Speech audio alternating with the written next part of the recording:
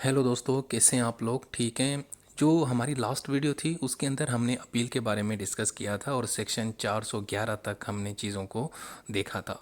इस वीडियो के अंदर हम सेक्शन 411 ए से लेकर 415 ए तक देखेंगे, यानी खुसूसन जो appeal from the sentences of high court है उसको देखेंगे।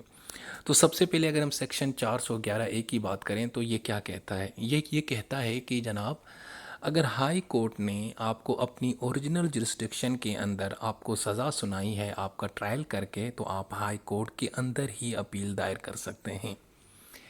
यानी कोई मुकदमा डायरेक्ट हाई कोर्ट में आया और डायरेक्ट हाई कोर्ट ने उसका ट्रायल किया और कन्विक्ट कर दिया, तो अब उसकी अपील कहाँ होगी? तो उसकी अपील उसी हाई कोर्ट के अंदर होगी। लेकिन अपील दाखिल करने से पहले आपको अपील के ग्राउंड्स पता होना चाहिए, यानी उसके रीजंस क्या हैं, वजूहात क्या हैं, किन ग्राउंड्स के ऊपर आप अपील दायर करेंगे। Number 1, appeal on matter of law. अगर आपको लगता है कि आपको जिस मुकदमे के अंदर या जिस कानून के तहत सज़ा सुनाई गई है, जिस कानून की जो शिक्कें इस्तेमाल की गई हैं वो दुरुस्त नहीं है, तो तब भी आप अपील दायर करेंगे।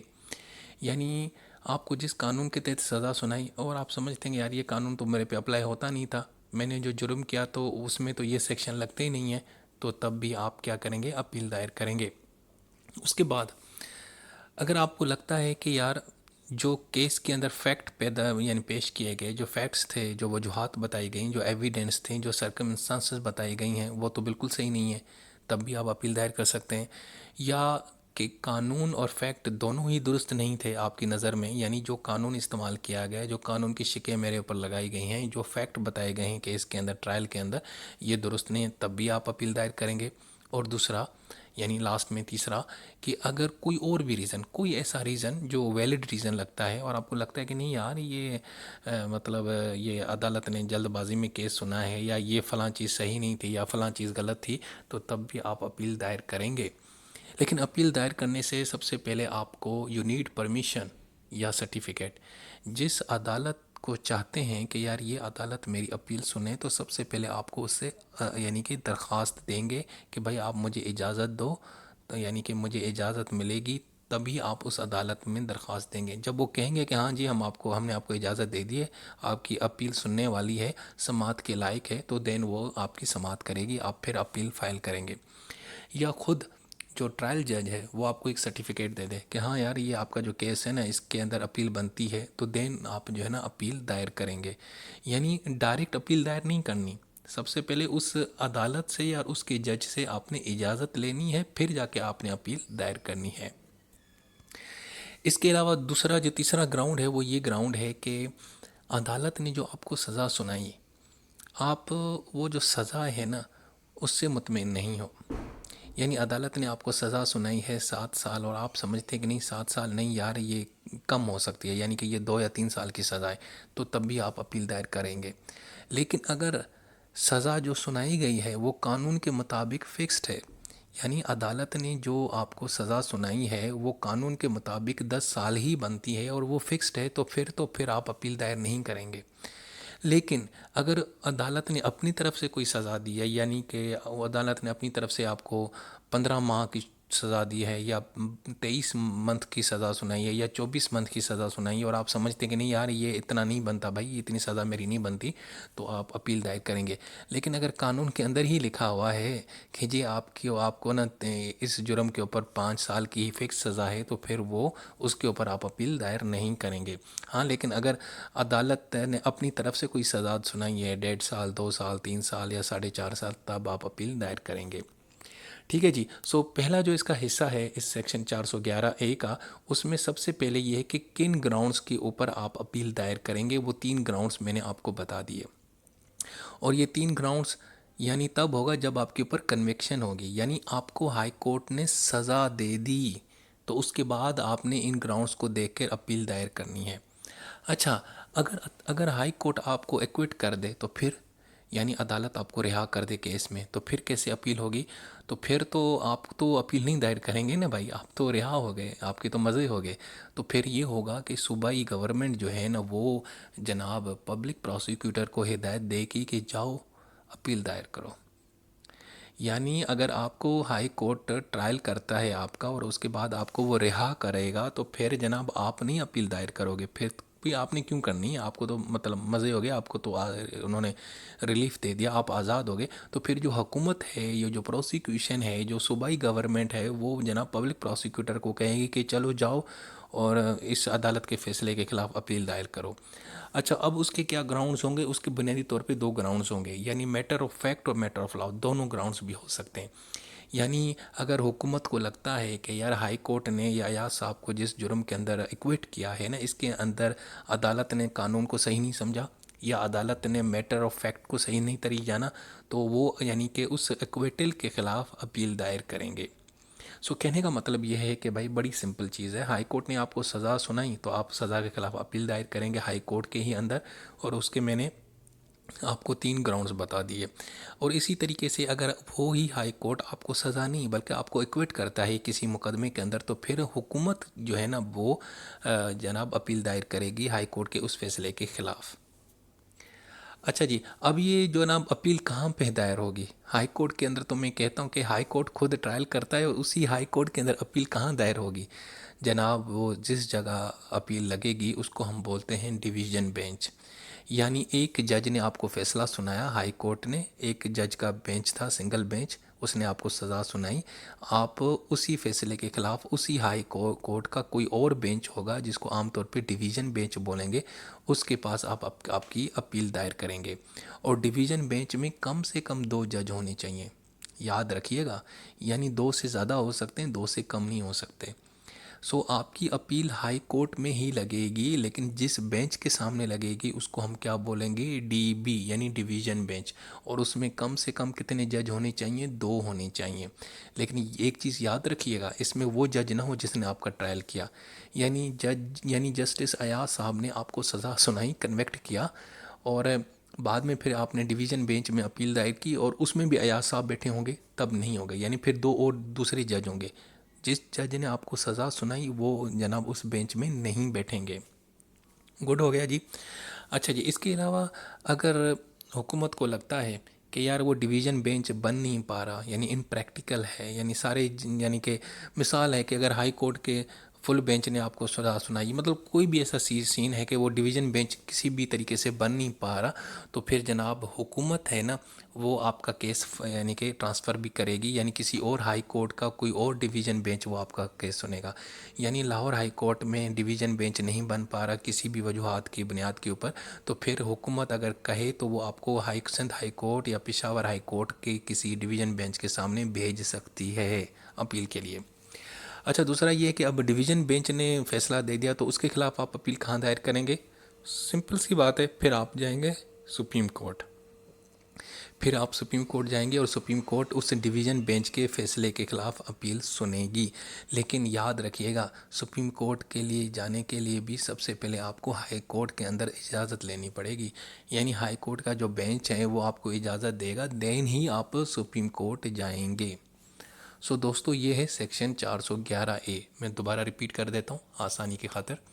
भाई इसमें सिंपल ये है, हाई कोर्ट ने आपको सज़ा सुनाई, अपनी ओरिजिनल जुरिस्डिक्शन के अंदर कन्विक्ट कर दिया, तो आप जनाब 3 ग्राउंड्स के ऊपर अपील दायर करेंगे। नंबर 1, कानून सही नहीं है, तब भी आप अपील दायर करेंगे अगर आपको लगता है, या मैटर ऑफ फैक्ट वो सही नहीं है, या कानून और फैक्ट दोनों गलत थे, या कोई भी रीज़न है, इन तीनों वजूहात के ऊपर आप जनाब क्या करेंगे? अपील दायर कर सकते हैं हाई कोर्ट के अंदर। यानी हाई कोर्ट के अंदर ही अपील दायर करनी है हाई कोर्ट के फैसले के ख़िलाफ़। लेकिन जब आपने दूसरे बेंच के ख़िलाफ़ दूसरे बेंच में जब ये अपील दायर करेंगे तो सबसे पहले आप वहाँ से इजाज़त लेंगे, सर्टिफिकेट लेंगे या इजाज़त लेंगे, देन ही आप अपील दायर करेंगे। और दूसरा ये है कि अगर सज़ा आपको जो सुनाई गई है वो कानून के मुताबिक फ़िक्स्ड है तो फिर तो आप अपील दायर नहीं करेंगे। लेकिन अगर वो सज़ा फ़िक्स्ड नहीं है, जज ने अपने डिस्क्रिशन के अंदर अपने सवाबदीद का इख्तियार को इस्तेमाल करते हुए आपको सज़ा सुनाई है, यानी खुद से 3 साल दे दिया आपको, हालांकि कानून में 3 साल नहीं लिखा हुआ, तो आप अपील दायर करेंगे। और दूसरा ये है कि अगर हाई कोर्ट ने आपको एक्विट कर दिया है तो सूबाई गवर्नमेंट जनाब पब्लिक प्रोसिक्यूटर के ज़रिए अपील दायर करेगी। इसके अलावा जहाँ पे अपील लगेगी वो डिवीज़न बेंच कहलाएगा। उसमें कम से कम 2 जज होने चाहिए और वो दोनों जजेस जो होंगे वो नहीं होंगे जिन्होंने आपको ट्रायल किया, यानी ट्रायल जिस जज ने आपको सज़ा सुनाई वो जज इस बेंच में नहीं बैठेगा। और अगर डिवीज़न बेंच नहीं बन पा रहा किसी वजह से, तो फिर हुकूमत किसी और हाई कोर्ट के किसी और डिवीज़न बेंच का भी मदद ले सकती है। और दूसरा ये है कि डिवीज़न बेंच के फैसले के ख़िलाफ़ आप कहाँ जाएंगे, सुप्रीम कोर्ट ही जाएंगे, लेकिन वो भी तब जाएंगे जब हाई कोर्ट इजाज़त देगा। अच्छा, जब हम देखेंगे 412 412 में ये है कि अगर एक बंदा है वो खुद प्लीड करता है, वो मानता है कि हाँ ये मैंने जुर्म किया, तो जनाब उसके बाद भी उस केस के अंदर अपील दायर नहीं होगी। यानी एक मैंने जुर्म किया और मैंने हाई कोर्ट के सामने कह दिया कि हाँ जी मैं मानता हूँ कि मैंने जुर्म किया, और उसके बाद फिर मैं उस फैसले के ख़िलाफ़ अपील नहीं करूँगा। भाई जब मैंने मान लिया तो फिर अपील काहे की। लेकिन हाँ, एक वजह है, एक रीज़न है जिसके ऊपर आप अपील दायर कर सकते हैं, वो है एक्सटेंट ऑफ पनिशमेंट। यानी आपको अदालत ने 7 साल की सज़ा सुनाई है, आप कहते नहीं यार मैं मानता हूँ मैंने जुर्म किया, लेकिन मेरी सज़ा 7 साल नहीं, मेरी सज़ा 5 साल बनती है। तो सज़ा की एक्सटेंट के ऊपर, उसकी लीगलिटी के ऊपर आप अपील दायर कर सकते हो सेक्शन 412 के तहत। उसके बाद है 413 में ये कहता है कि अगर हाई कोर्ट या सेशन कोर्ट या मजिस्ट्रेट ऑफ फर्स्ट क्लास ने आपको किसी छोटे छोटे माइनर केसेस में सज़ा सुनाई है तो उसके अंदर आप अपील दायर नहीं कर सकते। मिसाल देते हैं, अगर हाई कोर्ट ने आपको 6 महीने तक सज़ा दी है, या यानी कि 6 महीने के नीचे नीचे सज़ा सुनाई है, 3 महीने की, 2 महीने की, 4 महीने की, 5 महीने की, और या साथ में आपको 200 से ज़्यादा आपको फ़ाइन ही लगाई, यानी 200 तक ही आपको फ़ाइन लगाया है, तो इस केस में भी आप अपील दायर नहीं करेंगे। इसी तरीके से अगर सेशन कोर्ट है उसने आपको जनाब 1 महीने से ज़्यादा सज़ा नहीं सुनाई, आपको 20 दिन की सज़ा सुनाई है, 25 दिन की सज़ा सुनाई है, देन उस सूरत में भी आप अपील दायर नहीं करेंगे। और दूसरा ये है कि अगर सेशन कोर्ट या जो मजिस्ट्रेट है फर्स्ट क्लास, उसने आपको जनाब 50 रुपये से ज़्यादा फ़ाइन नहीं लगाया, उसने आपको 30 रुपये का फ़ाइन लगाया है, 25 रुपये का फ़ाइन लगाया है, या 45 रुपये का फ़ाइन लगाया है, तो उसके ख़िलाफ़ भी आप अपील दायर नहीं करेंगे। अपील करेंगे तो अदालत आपको सुनाएगी। ठीक है जी। सो इन जो पेटी केसेस हैं जो जिसके मैंने आपको यहाँ पे एग्जांपल दिए, इन केसेस में आप अपील दायर नहीं कर सकते। इसके अलावा जनाब 414 सेक्शन ये कहता है, अगर मजिस्ट्रेट ने आपको समरी ट्रायल करके आपको सज़ा सुनाई है और उसमें जो फ़ाइन है वो 200 रुपये से ज़्यादा नहीं है, तो उस केस के अंदर भी आप अपील दायर नहीं करेंगे। समरी ट्रायल आपको पता है ना क्या होता है, जो बहुत ही सिंपल होता है और जल्दी जल्दी किया जाता है। उसमें अगर समरी ट्रायल के ज़रिए अगर आपको सज़ा सुनाई गई है और उसमें जो फ़ाइन है वो 200 रुपये से ज़्यादा नहीं है, तो उसमें भी आपको अपील दायर करने का कोई राइट नहीं है।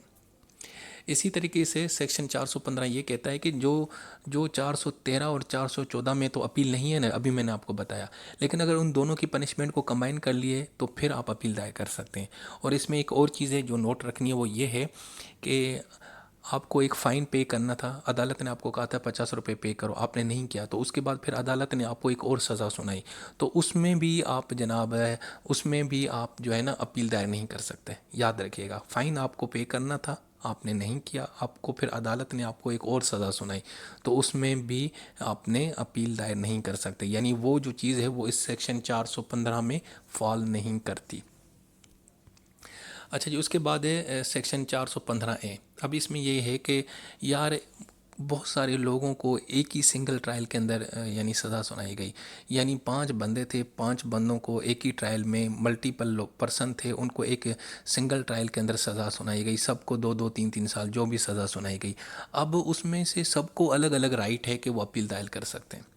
यानी 5 बंदे थे, उनके ऊपर इल्ज़ाम था कि इन्होंने यहाँ पे ना 2 लड़कों को मारा है, तो अब उनका ट्रायल हो गया और उनको सज़ा सुनाई गई। तो इसका मतलब है कि पाँचों के 5 लोगों को अलग अलग राइट है अपील का। उसमें से कोई भी बंदा अपील के लिए अप्लाई कर सकता है, कह सकता है कि जी मुझे अपील दी जाए, यानी कि मैं अपील दायर करना चाहता हूँ इस फैसले के ख़िलाफ़।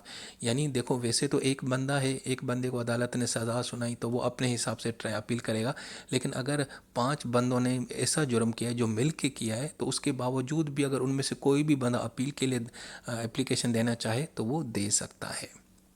सो दोस्तों, ये था हमारा यानी 411A से लेकर 415A तक। ठीक है जी, हमारा अपील का टॉपिक चल रहा है। पिछली वीडियो में मैंने अपील के बारे में आपको एक जनरली बताया था, appeal, session court and then high court.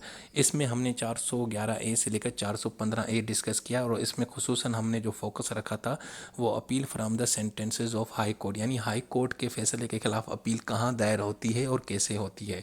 ठीक है जी, नेक्स्ट वीडियो में इंशाल्लाह हम जनाब 416 से आगे को चीज़ें जो है ना उनको डिस्कस करेंगे। अपना बहुत सारा ख्याल रखें। अल्लाह हाफिज़।